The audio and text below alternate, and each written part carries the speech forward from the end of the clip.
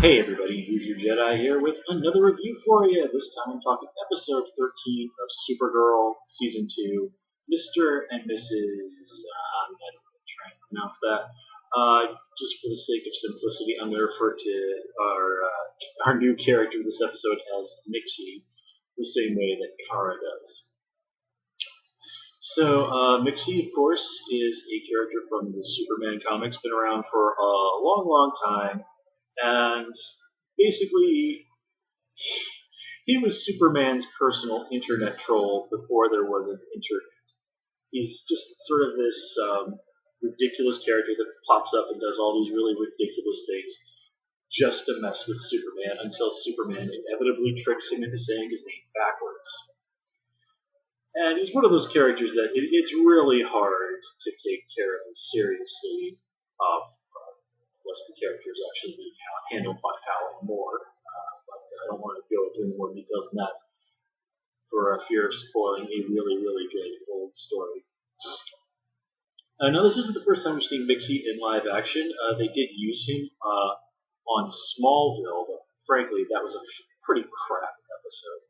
Here, they really do present what I think is a very nice interpretation of the character, despite the fact that in the comics, Mixie is presented as basically being a dwarf in a purple bowler hat and a ridiculous little orange costume. Here, he looks like a pretty much normal guy with a British accent for no discernible reason, who dresses in rather stylish clothes. I'm kind of glad we're not going with the purple and orange outfit here, because Supergirl embracing the goofiness and all that comes from being a comic book TV show is all well and good, but there's limits to everything. Now, the idea of Mixie as sort of a super stalker slash obsessive sort of guy wanting to marry Kara it's a nice slant on the character. It's a way to bring him into the show that sort of makes sense. Now, whether or not this will be sustainable for him as a character, we'll have to wait and see whether or not he comes back or not. But it does present an interesting new slant, and also it doesn't bar him from sort of just deciding, messing around with Kara is fun. Trying to get her to fall for him is fun, but screwing around with mon-el and probably by extension her cousin, who obviously would not approve of such a relationship, that's just him getting his yucks. So, of course, Kara would not like that. So, anyway, we'll see what happens with this character if he goes back. But this was a very fun interpretation of the character. They really went whole hog with his powers. Doing things like teleporting mon-el to the DEO in his underwear, resurrecting Parasite, the whole thing with the Hamilton reference, which actually makes sense within the context of the plot, and even mentioning that he took note of Kara when she traveled between dimensions, harkening back to the invasion crossover from some weeks back. All very nice stuff. And it was also pretty hilarious them working in the whole it's a bird, it's a plane, and then Mixie in his own little Superman outfit. Really, really, really nice stuff. There's also good stuff going on character-wise here, especially the whole bickering between Kara and mon-el. And obviously people are not exactly thrilled with mon-el because he did act like a real ass here. And I even kind of winced a little bit with that whole "I was defending your honor" thing. So, dude, if there is one person out there who does not need that, it is Kara. Now, again, mon-el's heart was in the right place. And he does make a very good point that, when these guys showed up on Daxon, our response was basically kill them as quickly as possible, which does seem extreme and not really in keeping with the traditional morality of DC heroes. But, remember, by the end of the episode, Mixie is saying, oh, well, I'm going to use my powers to destroy this planet, and, I'll follow you through the universe, destroying any planet you go to until you decide to love me. So, what we've seen destroying the Earth is unquestionably within his power. So, if that's the case, extreme or not, it's pretty easy to understand where the Daxamites were coming from.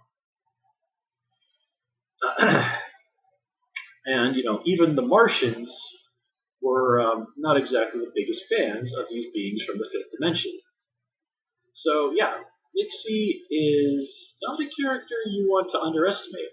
And I really do love that little trick that Kara pulls with how she ultimately gets him to say his name backwards. Now, the whole thing with her echoing what John said with some cultures believe that to truly say it, you have to write it down. Sort of like, okay, that's the push she means, but I'll allow it because it was a clever twist. I didn't quite get what Kara was going with all of this until the very end. I was sure she was going to have to cause him to actually say something because that's traditionally what it does. I never really thought of actually getting him to type out his name backwards, and that was a good twist. I do have to say I liked that. Actually, this gets me wondering. Well, no, they'd never be able to do Batmite on the show simply because of legal reasons. But still, that would be pretty amusing. And yeah, we'll leave it at that. Let's see. The whole thing with Kara and Mono ultimately getting together this episode, I'm kind of okay with this because it's obvious this is where things were going to be going this season. Kara having a genuine romantic relationship going somewhere this season. That's something that's probably a thing they overdue. And of course, there's that whole subplot with those aliens who are looking for mon-el, which now that she and Kara are officially an item, dollars to donuts, that's going to be coming to the forefront soon. And I have a feeling there's still quite a bit about mon-el in his past that has yet to come to light. So this is all really a good step in keying things up to just raise the stakes and make things during the rest of the season even more interesting. Now let's talk about our subplots this episode. Nothing really huge to say about the thing with Wynn striking up a relationship with this alien called Lyra.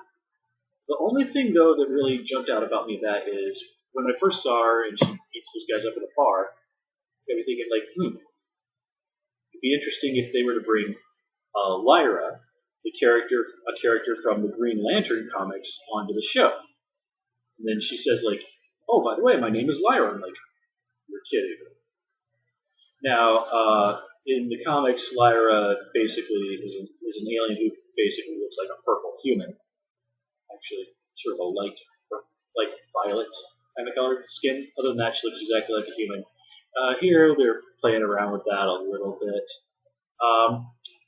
So I'm not 100% sure if this is intended to be that character, but it certainly would be interesting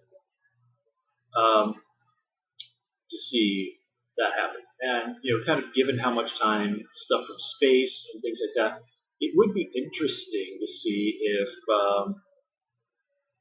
they're going to work in any official references to Green Lantern or anything like that, the Green Lantern Corps on the show. Now, legal stuff with what's going on with the studios who are making the live-action DC movies, and they have said, I believe, that they do want to do a live-action Green Lantern movie, so exactly where they are with all of that, it's hard to tell, but it would definitely be very cool if they could work in some references to Green Lantern in the show. That would be awesome. I mean, they were able to do it on Arrow, so we'll see. I did like that little speech Wynn gave about how forming relationships and things like that is scary. Because, he's right. It's a pretty rough road, and forming a connection with somebody from your own planet is tough. Never mind somebody from another planet. But if you're willing to take that risk, nothing ventured, nothing gained, right? Yeah, the plot with Alex and Maggie, that was a little more. Well, I don't know. I can't really put it into words. I think it was nicely balanced in that both Maggie and Alex were kind of in the wrong here. Alex was sort of wrong to ignore Maggie's feelings about Valentine's Day, and you can kind of see, like, Kara gives her that advice. It's like, oh, Maggie says she hates Valentine's Day. You should totally do something that's basically Valentine's Day, but, make it for her. And, well, again, while the motive intention is good, this is totally ignoring what Maggie has explicitly said she doesn't want, which is usually not a good thing to do in a relationship. And, yeah, again, Alex's heart was in the right place, but Maggie kind of flew off the handle a little bit, and just sort of, I think, lashed out like way too much. It's like, look, okay, yes, Alex did something you explicitly said you didn't want to do, but she had no idea why this was so upsetting for you. She just thought you thought Valentine's Day was a bunch of corporate BS. If you'd been honest with her about why this is something you're not related to, then this whole situation would never have happened. So again, it's just an example of relationships. You gotta have honesty, and you gotta listen when someone tells you something. Yeah, don't. You know what? Yeah. I am not a person who you want to turn to for relationship advice. God Almighty. So, I thought that the way they fixed things at the end was a little schmaltzy, but it's Valentine's Day. A little bit of schmaltziness is to be expected. So, with that said, I think we're going to call it here. As always, please comment, rate, subscribe. Of course, you can follow me on Twitter at HoosierJedi, and please also join me on Tumblr at Jedi Reviewer. Until next time, take care and have a good one.